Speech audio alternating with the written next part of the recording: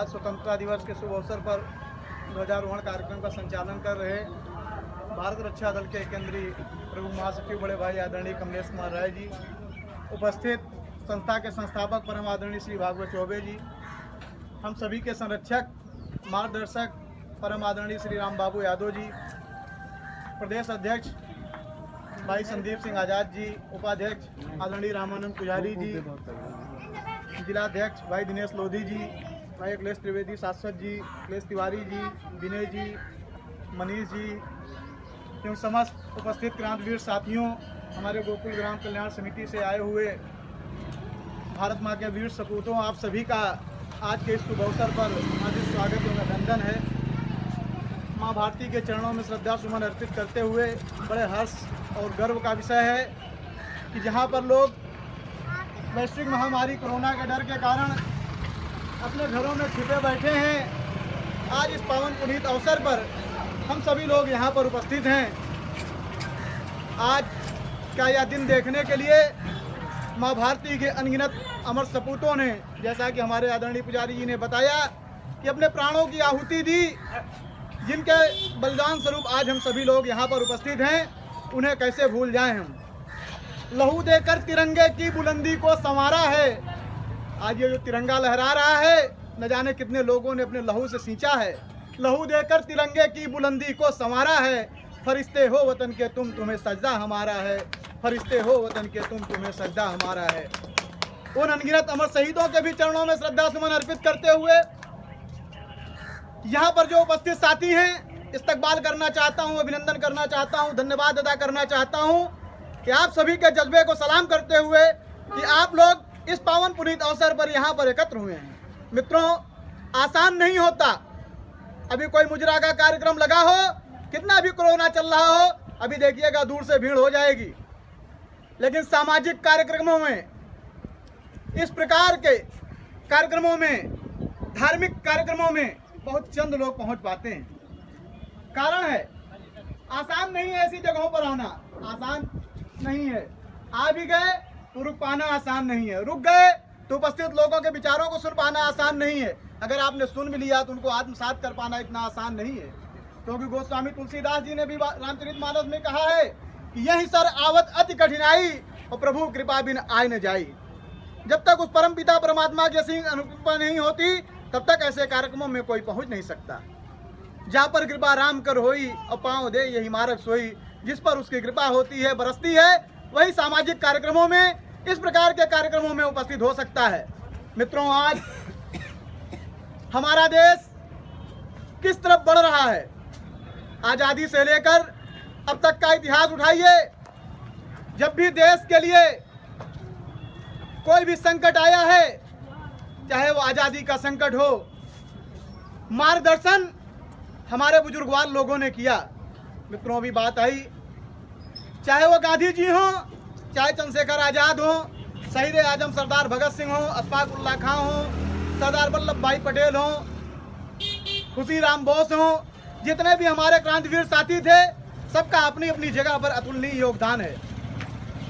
मित्रों, एक कहानी आदरणीय गुरु जी हम लोगों को समझाते हैं कि एक बार एक गांव में आग लग गई। आग बड़ी भयंकर थी। आप जैसे नौजवान साथी थे, भाग सकते थे, कुछ और भी साथी थे, दिमागदार थे, भाग सकते थे। उसी गांव में दो लोग और भी थे।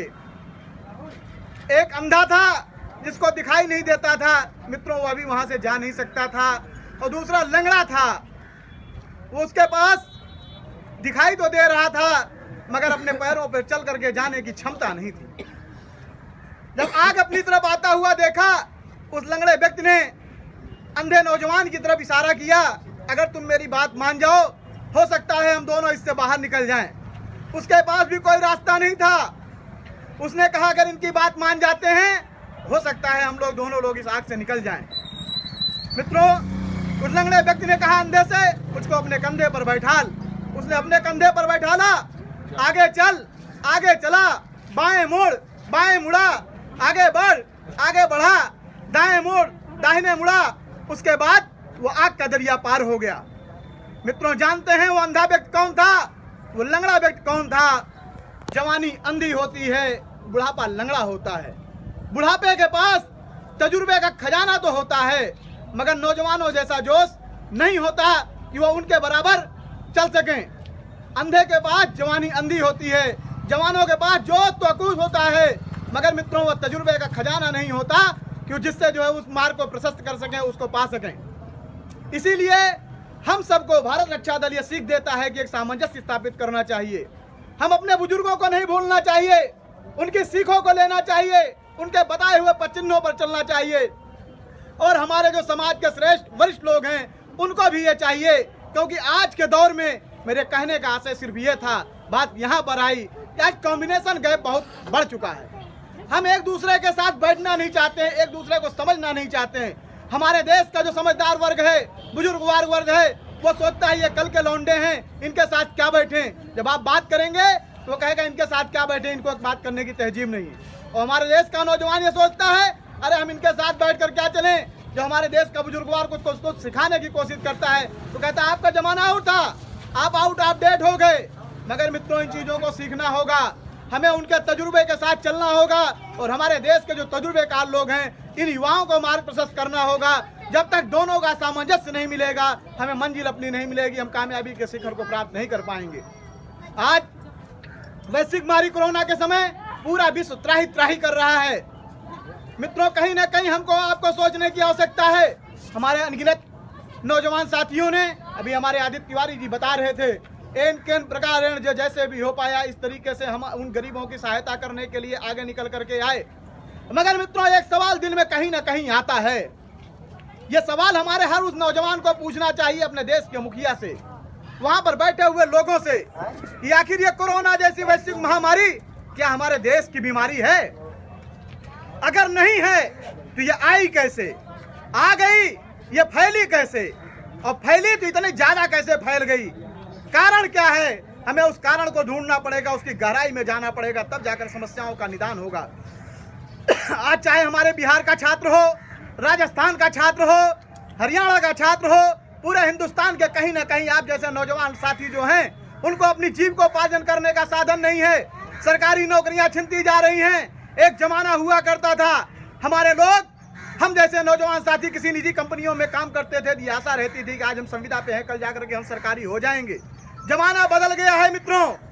लोग बताते हैं कि 60 सालों में क्या हुआ, 70 सालों में क्या हुआ, मुझे कुछ नहीं लेना, हम किसी राजनीतिक पार्टी के पिछलग्गू नहीं है, किसी राजनीतिक पार्टी के विरोधी नहीं है, हम किसी का विरोध नहीं करते, लेकिन विरोध करते हैं तो उनकी गलत नीतियों का, अच्छी नीतियों का समर्थन करते हैं। अगर आप किसी की वाहवाही करते हो तो उसकी अगर गलत नीतियां हैं तो उसका भी आपको कान खींचने का अधिकार है, क्योंकि हम स्वतंत्र भारत के नागरिक हैं, लोकतंत्र में रहते हैं, लोकतंत्र हमको मिला हुआ है, ऐसे ही नहीं मिला, अनगिनत अमर सपूतों ने दिलवाया है। मित्रों आज के शुभ अवसर पर ज्यादा ना कुछ कहते हुए अपने नौजवान साथियों को ये याद दिलाना चाहता हूँ कि मित्रों जब भी आपके अधिकारों का हनन हो आपको अपनी आवाज उठाना चाहिए। आखिर कारण क्या है कोरोना आज हमारे देश में इतना बढ़ गया? चंद लोगों के आने की वजह से, विदेशों से आए हुए, पासपोर्ट से आए हुए लोगों की वजह से आज नुकसान किसको पहुंचाना पड़ रहा है? राशन कार्ड के लोगों को। आपने देखा हमको आपको राशन सामग्री क्यों बांटनी पड़ी? दिल्ली से, मुंबई से, बेंगलोर से, कहां से चल करके हमारे देश के लोग पैदलों आए, उनके पैरों में छाले पड़ गए। कारण कौन था? किसी व्यक्ति ने कहा ये मजदूर ऐसे ही आते हैं, ये मजदूर हैं, इनकी भी कमी है, गरीबी ऐसे नहीं आती। मित्रों एक व्यक्ति का लड़का अमेरिका में फंसा रहा, बहुत बड़े रईस आदमी थे, वैसे ही मजदूरों पर उंगलियां उठा रहे थे। अचानक उनके लड़के का फोन आता है, पापा मेरे अकाउंट में पैसा खत्म हो गया है, आप पैसा भेज दीजिए वरना मैं एक कमरे में बंद हूँ, मेरे पास राहत सामग्री नहीं है। उन्होंने कहा बेटा पैसे की व्यवस्था नहीं है। उसने कहा अगर आपने पैसा नहीं भेजा तो मैं अमेरिका से पैदल इंडिया के लिए चल निकलूंगा। उस व्यक्ति ने बाहर निकलकर लोगों को बताने का काम किया कि मैं जिन पर उंगलियां उठा रहा था ये मजदूर अपने आप वहां से दिल्ली, बंगलौर और मुंबई छोड़ने को मजबूर नहीं हुए। निश्चित तौर से जब हमारे वादे, हमारी सरकारों के वादे झूठे और खोखले साबित होने लगे तब इन मजदूरों को वहां से पलायन करना पड़ा, अपने घर की तरफ देखना पड़ा। और आज हम आप देख लीजिए, चाहे देश की तरक्की का मामला हो, आर्थिक, राजनीतिक, किसी भी प्रकार की तरक्की हो, ये उद्योग टाटा बिरला की कंपनी हो, चाहे BMW की कंपनी हो, इनके बाप के बल पर नहीं चलती है तो हमारे आप जैसे मजदूर साथियों के बल पर चलती है। जब मजदूर उसमें अपना पसीना बहाता है, अपने खून को जलाता है, तब जाकर के ये कंपनियां इनको रोजगार देती हैं, इनको बढ़ने का अवसर देती हैं। आज हमारे लोग इन्हीं मजदूर साथियों पर उंगलियां उठा रहे हैं। किसानों पर उंगलियां उठा रहे हैं। किसी किसान को 1000 रुपए उसके खाते में दे दिया जाता है तो बताया जाता है कि देश के खजाने में अतिरिक्त भार पड़ गया। वहीं हमारे देश के राजनेताओं को, आज आपके देश के सांसद हों, विधायक हों, इन्होंने यह ऐलान कर दिया कि मेरे फंड से इतना रुपया कोरोना वैश्विक महामारी में दे दिया जाए। मैं सवाल करना चाहता हूं इन राजनेताओं से, आपने अपनी जेब से कितना दिया, अपनी कमाई से कितने करोड़ रुपए दिया? अरे ये फंड तो जनता का है, तुम्हारे बाप का है जो कता रहे उसमें से दे देंगे। ये हमारे और आपके विकास के फंड को उठा करके दूसरी जगह पे लगा रहे हैं। हजारों हजार करोड़ रुपए इकट्ठा करके विदेशों में जमा करके ये जो है ऐसी से बैठे हुए हैं। आज किसी राजनेता को कोरोना होता है 2 दिन में ठीक, दूसरे आदमी को हो रहा, मर जा रहा, उसको इलाज नहीं मिल रहा है, बेड नहीं मिल रहा है। अस्पतालों को छोड़ दीजिए, होटलों में जगह नहीं है कि रखा जाए और हम वाहवाही लूटने पे पड़े हुए हैं। तो मित्रों, कहीं ना कहीं इन सवालों के सामने हमें जागना होगा। अपने अंदर सोए हुए स्वाभिमान को जगाने की आवश्यकता है। जैसा कि अभी हमारे पूर्व वक्ता लोग बता रहे थे, आज हम जात, धर्म, संप्रदाय, मजहब, पंथ में बंट गए हैं। कोई भी घटना होती है, ये राजनेता हमको आपको तोड़ने का काम करते हैं, कहीं ना कहीं अपने वोट बैंक को सधाने का काम करते हैं। वर्तमान में पे देख लीजिए, कोई भी राजनीतिक पार्टी हो, आज एक सिगुफा चल निकला है।